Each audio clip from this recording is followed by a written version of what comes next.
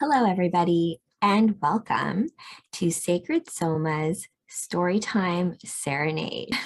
Why a Storytime Serenade, you may ask? Well, on our last mushroom journey, which was 10 grams of Arissa mushrooms, I had a bit of a revelation. One of it, well, being that we are all stories. We are all a product of the stories that we both tell ourselves and ones that are given to us. And our reality itself is simply comprised of a series of stories and the ones that we can get away with in this 3D world. Why have a storytime serenade? Back in the day when I was in university, actually even before that, I had an extreme fascination with mythos, Egyptian myths, Greek myths, Roman myths, all of that. I loved the stories of all of them. And all of those stories provide you with a framework by which you can derive meaning from other elements in your life. When you're feeling lost or purposeless, it's a good idea just to think of the stories that inspire or motivate you, because from there you can derive creative power and realize that there's true insight and wisdom as well. Due to the fact that yesterday was Valentine's Day and we are in the love month of February, I am going to tell us a story about Eros, the god of love, and Psyche. There have been a few fairy tales that have been told that derive from this, I would say, original love story between a god and a mortal, and how that love granted her the gift of immortality. It's a beautiful story, not told enough. And then I'm going to tell the story, and then we're going to go into a brief analysis as to what this all means and how you can use this story to meditate on, to inspire you to realize that love is actually the key to everything. So first of all, I do want to preface this with, as I'm going through it, I will have little like notes, but this is the first of a series. Eros and Psyche will be first, and then I will be following it up with Orpheus and Eurydice, and Venus and Adonis. So some great loves in my love story series, and then we'll move on to some other stories as well. So look forward to that. Are we ready, star children, star seeds? Let's get ready for story time. Once upon a time, there was a beautiful princess named Psyche. Psyche was so gorgeous that men from far and wide, and women and all creatures, came from across the land to admire her beauty. Because of this, of course, this admiration drew the attention of Venus, and goddess of love and beauty herself, who looked upon this mere mortal who was getting all of this attention because of her beauty with a little bit of jealousy. As a result, Venus was like, okay, I'm going to get my son, Eros, to have Psyche as a punishment. And this is what the gods are like. They're very petty sometimes. I'm going to have it so that my son Eros gets Psyche to fall in love with the most vile, evil creature, or like, you know. So quick footnote here about Eros being the god of love. Eros himself has two kind of origin stories. He's referred to as the god of love. He's really, gods and goddesses are pretty much personifications of aspects, right? So when it comes to Eros, he is both considered like the son of Venus, who is the goddess of love and beauty, because he's also known as Cupid, but he's also known as a primordial god, meaning that he comes from like the old gods. So the gods like Gaia and Uranus, and the gods that existed when the earth first came into existence. So I like to think of him as a primordial god because he's the personification of love and desire itself. Even Zeus feared Cupid. The reason being is that both gods and mortals alike could fall victim to Cupid's arrows. And so he could have someone fall completely head over heels in love and with desire with anyone. It could be a god, it could be a man, or he could make this person be completely repugnant. So that is the power of it. And this is why all the gods feared him. So because of all the admiration Psyche had, Venus got incredibly jealous. And she sent her son Eros, who, as I said, is the god of love itself, to have Psyche fall in love with a horrible beast or ugly man. So Venus let Eros know of her plan to have Psyche basically be punished for having all of this admiration by Eros. So Eros had his orders and off he went. Psyche, at the same time, while she was receiving all of this love and admiration, sorry, not love, it was just admiration, because that is a great point. She was not receiving love. Men would come from far and wide to admire her, but no one would actually love her. No one would actually take her as a wife. No one would actually desire her, want to be with her, or love her in that way. She was only looked at as almost like a decoration or a trophy. And this made Psyche very sad, because of course you're like young woman, you want to fall in love, you want to find like who you're supposed to be with forever. So she got very depressed. And during this time, her parents also got very agitated. This is because, of course, there was a king and queen, and they had two other daughters who were also beautiful, but they got married very easily. They were not as beautiful as Psyche, but at the same time, no one was actually taking the plunge and marrying Psyche, right? So they were wondering what the heck was going on. While Eros is on his mission to have Psyche fall in love with a horrible beast, he sees her. And when he sees her, he's just stricken at how beautiful she is. And he accidentally trips and pricks himself with one of his own arrows, having he himself fall madly in love with Psyche. What's he gonna do? Uh-oh. Venus is not gonna like this. Eros knows that he has failed his mission. And so he runs off to Apollo to see if he could get some advice. Apollo, of course, is also the god of bow and arrow. He created the bow and arrow, the very bow and arrow that Eros uses. So they're friends. As I mentioned, Psyche still has no idea that this has occurred. She is still quite depressed at the fact that no one actually wants to marry her. People just want to look at her from afar. And her parents are getting very stressed. So they finally decide to go to the oracle at Delphi, which is what people in ancient Greco-Roman times did to ask for advice. The oracle at Delphi is basically Apollo's oracle, and Apollo was said to give advice. This is a quick note to remember that as her parents go there. So Psyche's parents go to the oracle at Delphi, and they ask the oracle, hey, who will our daughter marry? Because this is kind of crazy that everyone keeps coming in like admiring her, but no one's actually going to marry her. So we just want to know who and what to expect, or when to expect her marriage.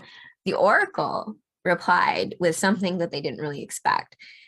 The oracle replied that Psyche's husband is no wight of human seed, but serpent dire and fierce as may be thought, who flies with wings above in starry night, and doth subdue each thing with fiery flight. So hearing this, her parents are quite distraught, because they're like, is our daughter marrying a monster? That's what it sounds like. The oracle then says for them to leave Psyche atop a craggy cliff, because that's where her husband will come and grab her. So they're crying, Psyche's crying. She gets dresses in like funeral garb, just like it's her wedding just like it's her funeral as opposed to her wedding. And they leave her on top of this cliff to wait for this mythical beast to come down and sweep her away, as per what the oracle said. Psyche is left atop this craggy cliff as per what the oracle demanded of her parents. In the meantime, the west wind gently grabs Psyche and cradles and carries her to this beautiful meadow, and there's flowers and it smells wonderful and it's birds chirping and there's this golden light. So she doesn't quite know where exactly she is, but it's just this golden magical place that the wind took her. It's called Zephyr, the west wind. He's an actual god himself. More about him later. But she ends up in this meadow and she's like, okay, this isn't such a bad deal. I thought I was going to a lair or a cave or something. She wakes up and looks at her surroundings, and not too far away is this beautiful palace full of unseen servants and luxurious goodies to eat. And then that evening, while she's in bed, her husband finally comes to her and he tells her that he is not to look at his face. And, you know, if you haven't guessed by now, this mysterious man, I shouldn't put air quotes, but this man is actually the god of love himself, right? Because he knew that Venus would be super pissed off if he came back and told her, hey, by the way, I accidentally fell in love with the girl that you're jealous of and you wanted me to punish. So instead, of course, Apollo, being the cunning god that he is, advised the parents at Delphi for her to be left on top of a cliff. But due to keeping things on the DL and to protect, I think, basically Psyche, Eros told her that he was not to see her face. But according to all accounts of this story, their lovemaking was amazing. Of course, he's the god of love and desire. You would expect nothing else, even if she couldn't see what his face was. At this time, she's actually blissfully happy. Every night, her husband, Eros, comes to her and they have crazy sex and it's fantastic. She eventually realizes that she's with child. And it's at this time she notices that, you know, she kind of misses her family a little bit, right? Because she left them on bad terms, not bad terms, but she left them on traumatic terms because her parents did leave her in funeral garb on the top of a craggy cliff, you know.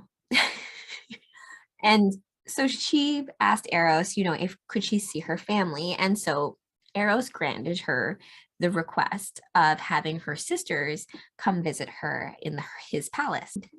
The west wind, as per Eros's command, flies down to grab Psyche's sisters and bring them up to the palace just because she misses them so much. And so she can let them know that, you know, she's pregnant and she's happy. She's actually super happy with her husband. So the sisters, when they arrive to the meadow and the palace, and they see all the luxurious goods and how happy Psyche is, these two girls actually get incredibly jealous because they thought that they had the upper hand, right? Because at least they were married, even though Psyche was the one getting all the attention, at least they were the ones who actually got married. But now she has this like crazy palace, it's a meadow, and they thought there was going to be like a monster that took her away. So they weren't expecting this. So they just asked her like, okay, what's your husband like? And she admits to them that she hasn't actually ever seen his face. Well, now this causes the sisters to then put ideas in her head, such as, what if he's this hideous beast? And that's why he doesn't want you to see his face. And as a result, he's just going to eat your baby once you deliver it. And you don't even know. So they put all these like hateful ideas in her head. And Psyche, of course, she's like an innocent. She's just, and she hasn't seen his face. And although, even though, like, to me, if you're like making love to a god every night, wouldn't you be like, you know what? There's no way you're like scaly or like you'd feel. Anyways, that's just a matter of opinion. But regardless, this was enough to put doubt in Psyche's head. That evening, she grabs a razor blade and she grabs a lamp, oil lamp. She creeps over to her husband, Eros, who's sleeping, and she creeps over and she like tries to see his face. She's like, oh, just to take a look. And then to her surprise, she sees a beautiful man, like it's like what my husband is.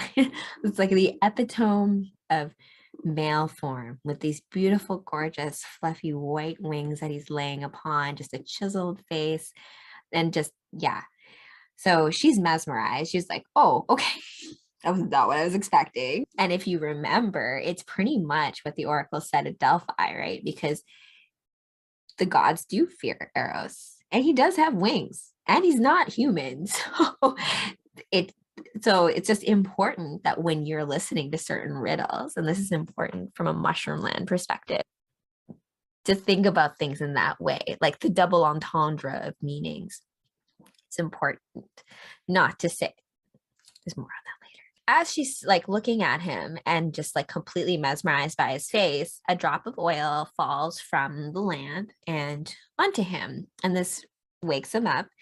And he sees that she has a razor and a lamp, and he's like staring at him like, oh my gosh, this is not what it looks like. I didn't know it was you. And he just looks at her and says, without trust, there can be no love. And breaks her heart, and he just leaves quietly because he's heartbroken as well. So what is Psyche to do? She's heartbroken. I mean, there are some accounts that say in this story that she also pricks herself with an arrow when as she sees him, also like the same way he did, where in that shock of like, oh my gosh, you're so beautiful, fell in love, right? And that's kind of similar to what it's like in real life, right? Like that initial attraction or chemistry is like what first grabs you, but then that deeper love and desire kind of develops over time. Anyways, going back to poor Psyche, because now Eros is gone and Psyche is now alone, but like in love with her husband. And she's like, what am I supposed to do? She goes and tries to get help from other goddesses, but Aphrodite is one of the most powerful goddesses in the pantheon. And so other like Hestia, Hera, Demeter, they were not like wanting to help because they don't want to rouse like Aphrodite's ire. Because I mean, that whole thing started because she was jealous of Psyche in the first place, right? So eventually, Psyche realizes that this possibly might be the case, that Aphrodite is probably behind, that her best bet of getting Eros back is to beg Venus for forgiveness. So Psyche goes to Aphrodite, and Aphrodite sicks her harpies of sadness and sorrow on Psyche. So she's tortured, she pulls at her hair, and then she gives her 4 impossible tasks to complete for her to get Eros back. Now, of course, this is kind of cruel of Venus, because she does not, of course, intend for Psyche to actually complete any of the tasks that she is given. This is more for her to just try to torture her or get back at her, because remember, she wanted to have Psyche fall in love with some vile, evil, mean beast man as punishment for getting more admiration. So keep that in mind. The tasks that Venus gives to Psyche include, the first one is sorting out a whole heap of grain. Venus took a whole bunch of wheat, barley, millet, poppy, all of those kind of grains, and mingled them all together in a heap. And she gave Psyche this task that she had to sort each of these seeds into separate little piles in a single day. Not knowing even where to begin, of course, Psyche's just like, this is not really possible, which of course is the intent. The intent was not to have these tasks actually be possible, right? Because it's just torture. She's not going to give Eros back to you, Psyche, come on.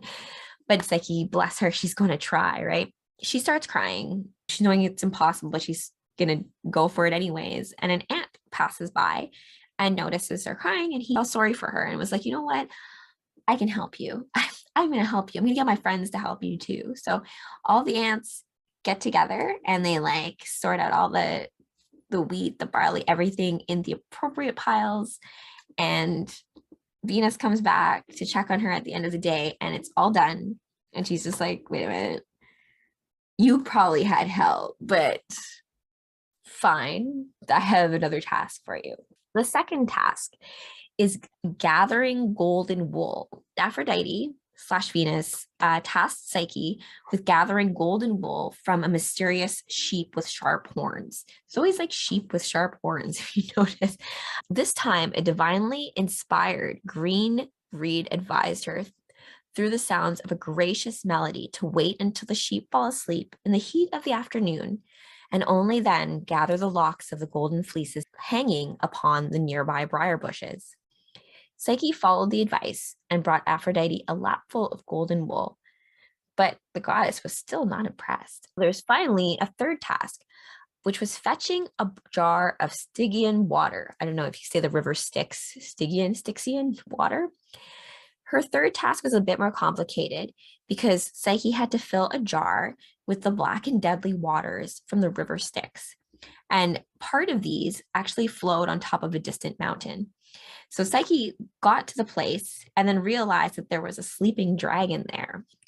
She was like, oh no, what am I going to do? How am I supposed to get past the dragon? Zeus, seeing that Psyche was trying so hard and observing from afar and kind of feeling bad for the girl, because, you know, Eros, I mean, Zeus, A, owes Eros a favor, and B, also has a soft spot in his heart for, you know, pretty mortals.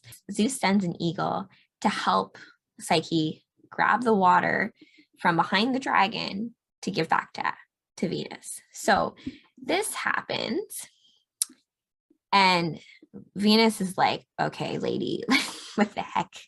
How are you doing this? You are getting help. I don't like it. So the fourth and final task is also one that is a little bit tricky. I mean, they're all tricky, but this one is extra tricky. The fourth task was Venus asks Psyche to go down to the underworld in order to ask Persephone, the queen of the dead, for 1 day's worth of her beauty. What a task, right? Psyche, thinking that the only way to get down to the underworld is to kill herself, thinks that she has to fling herself down a mountain. So she makes her way to do this. And as she's making her way to do this, Apollo visits her in the form of a bird saying, don't do this. There's another way, and gives some advice. Heeding this advice, Persephone makes her way down into the underworld, and she finally meets Persephone and asks her for a day's worth of her beauty to give back to Venus. And Persephone, surprisingly, is actually quite gracious because she's actually flattered that the goddess of love and beauty herself wants, you know, a day's worth of her beauty. What a compliment. So she puts it in the box and gives it to Psyche to take back up and back to Venus. On her way up, Psyche is psyched, right? She's like, I got it. I got this box. But then on her way up, curiosity gets the best of her. And unlike Pandora, who opened up the box out of spite, Psyche is just curious.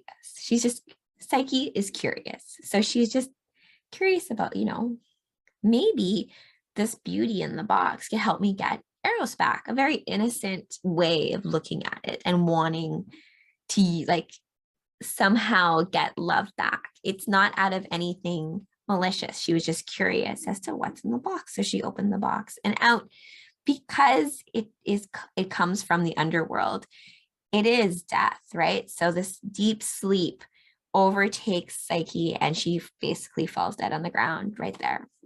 At this time, Eros is looking for Psyche because he has actually been told by his fellow gods about all the trials that Psyche is going through. And so in trying to find her and make amends, he sees the fact that she's just like lying lifeless on the floor next to this open box that came from the underworld. Being a god himself, he places the essence of the underworld beauty back into the box, which rouses Psyche from her endless death sleep to open her eyes and see Eros there. And Eros is like, you know what? We both made mistakes, and I love you, and she loves him. They're really happy at this point that they're reunited, but Eros also knows that he has to do something about Venus's jealousy as well. From this perspective, Psyche has gone through a lot of work to try to win back favor. So he swoops her up and takes her to Mount Olympus. And in front of Zeus and the pantheon of gods, Eros declares his love for Psyche and asks for her to be made immortal. And Zeus, seeing this as being a perfect solution to all of this, decides, yes, Psyche, you are worthy of ambrosia and eternal life, and gives her a cup of ambrosia, can also be considered soma, in my opinion. And then once she drinks the ambrosia, she becomes a goddess, and she actually represents the human soul and the ability for the human soul to achieve transformation and everlasting life. And that's why her symbol is also a butterfly, metamorphosis that love can take for you. So she became a goddess at Mount Olympus alongside Eros. They had a god and goddess wedding up at Mount Olympus. And Venus was actually pretty happy because, from her perspective, now that Psyche was a goddess, she was now a goddess of her own domain and no longer was a mere mortal taking away admiration. As well, she being a goddess now meant that she was a worthy partner for the god of love. So that is my story of Eros and Psyche. It has a happy ending. And as you know, there's a lot of fairy tales that have taken from this main mythos, such as Beauty and the Beast and a lot of other things. If you think about the empty hidden castle and the unseen suitor, and the idea that, what is love? All that kind of stuff. But why I really love this story is that from a psychological perspective, Psyche is supposed to represent the human soul. And if you think about it more practically, even in our everyday life, and how she went through all of this stuff, right? The idea of she had to separate all those grains and had to do these impossible tasks. And it just goes to show that we as human beings are so resilient. We can get through everything. Just come at things with integrity and know that if you have a just cause, if love is what motivates you, then you will have help and you will have it all work out in the end. And if you stay the course, then yes, you get the ambrosia and you get immortality too. Thanks everybody for joining my very first Sacred Soma Storytime Serenade.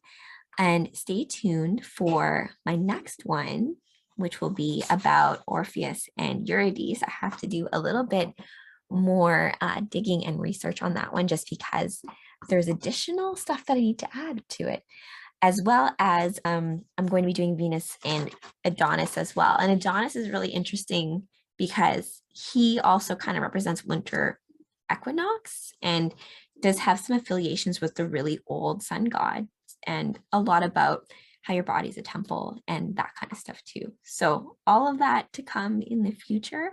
If you are interested in subscribing so that you get notified about this in the future, please join us at Welcome to Mushroom Land if you want to get all of the blog and info and stories, as well as the warrior class on locals.